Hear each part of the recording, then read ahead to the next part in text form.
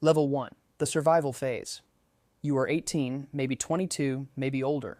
It doesn't matter because survival has no age. Your entire financial life is built around avoiding disaster, not building wealth, not freedom, not even happiness. Just disaster. Your bank account feels like a hospital monitor. One unexpected expense and everything flatlines. A strange noise from your car can ruin your entire week. A missed paycheck feels like standing at the edge of a cliff with loose gravel under your feet. You learn to think in days instead of years. You know exactly how many meals are left in the refrigerator, exactly how much gas is in the car, exactly how long before the next payment hits. You become incredibly intelligent at surviving. Stretching money becomes an art form. You know which stores lower prices before closing. You know how to make $10 survive 3 days. You know how to smile while silently calculating whether you can afford to be there. Sees this version of you clearly? They just see someone figuring it out. But your nervous system never rests. Even during moments that should feel peaceful, there's static underneath everything. A constant invisible math equation running in the background of your mind. Then something dangerous happens, so you get your first real paycheck. Not life-changing money,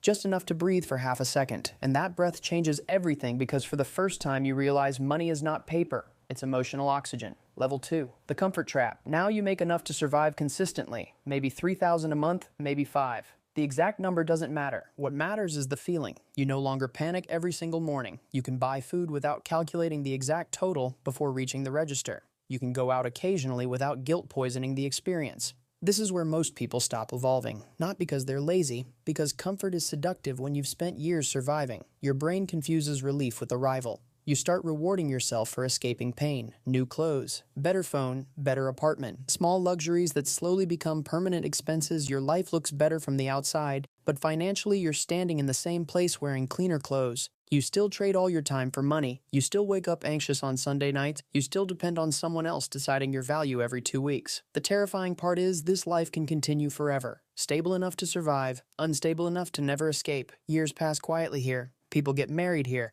have children here, grow old here, convincing themselves they're one promotion away from freedom while remaining chained to the exact same system.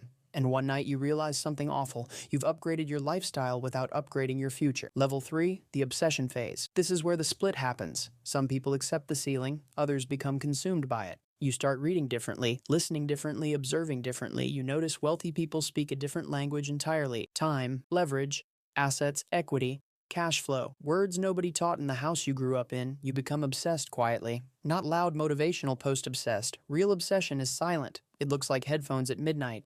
It looks like watching interviews while everyone else sleeps. It looks like studying people you've never met because they escaped rooms you still feel trapped inside. You try your first side hustle. It probably fails. Most do. But failure changes shape once you understand money. Before failure felt personal. Now it feels educational. Painful, yes, but useful. You begin separating from your environment without announcing it. Conversations that once felt normal suddenly feel repetitive. Complaints without action. Excuses disguised as realism. People laughing at dreams they secretly wish they had courage to chase. You stop explaining yourself, not because you think you're better, because explaining ambition to people who surrendered theirs is exhausting, and slowly your income changes again, not dramatically at first, but enough to prove something critical. You can create money outside permission. That realization rewires your brain permanently. Level 4, the dangerous income level. $10,000 a month. This is where life becomes psychologically confusing, because now you make more money than you ever imagined growing up, and yet somehow you still don't feel rich. Your bills are handled. You can travel. You can buy things without panic, but your mind changes faster than your emotions. You expected success to feel like safety. Instead, it feels like pressure, because now there's something to lose. At lower income levels, failure felt familiar. Now failure feels humiliating.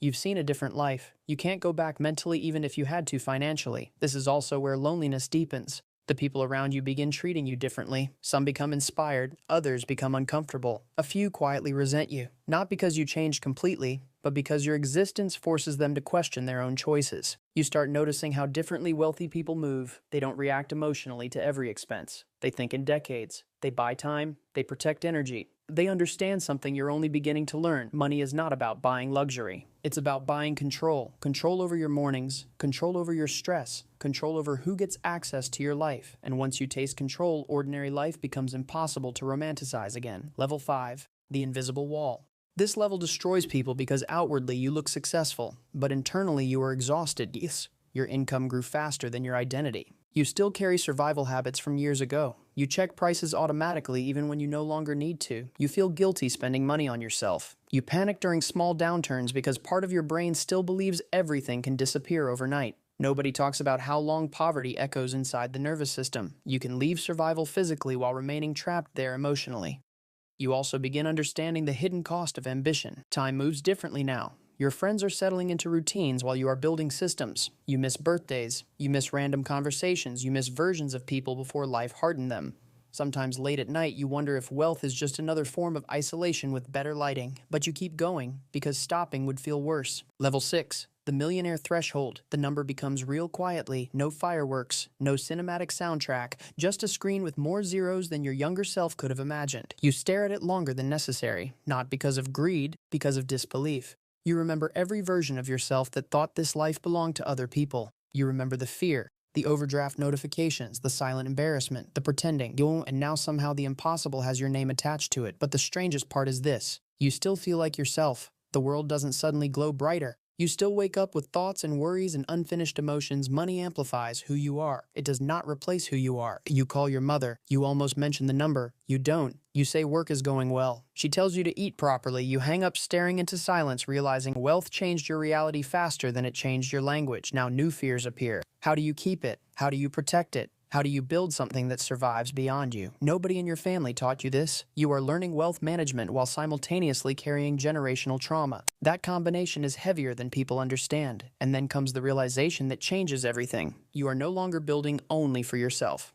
Level 7. The legacy phase. At this level, money stops being personal. It becomes architectural. You think about children you don't even have yet. You think about future versions of your family living lives your grandparents couldn't imagine. You think about what happens if your bloodline never has to restart from zero again. That changes the meaning of success entirely. You stop chasing status symbols as aggressively because true wealth feels quieter than you expected. Real wealth is optionality. It's being able to say no. It's sleeping without financial dread. It's helping people without destroying yourself in the process. You finally understand why some wealthy people disappear from social media and noise. They are protecting peace, not hiding success. And one morning you realize the ceiling is gone. Not because the world changed, because your internal map changed. The limits you inherited no longer control your imagination. The child who once thought rich people were a different species would not recognize the way you think now. Not because of the money, because of the scale. You think in generations instead of weekends. You think in ownership instead of survival. You think in freedom instead of permission. That is the real transformation. The money matters, of course. It changes your life. It changes your family's future. It removes pain that people romanticize only because they've never experienced it deeply. But the greatest shift is psychological. You stop seeing wealth as luck. You stop seeing successful people as mythical. You stop seeing yourself as temporary. And for the first time in your life, the future feels larger than the past. That's the moment everything changes, because generational wealth is not a number. It is a different starting line. And somewhere years from now, someone in your family will grow up believing opportunity is normal. They will never understand the invisible ceiling you spent your entire life breaking through. They will never know how heavy survival felt. They will never know how many nights you sat awake terrified it would all collapse. And that is the point. The greatest financial success is creating a life where the people after you never inherit your fear. That is wealth.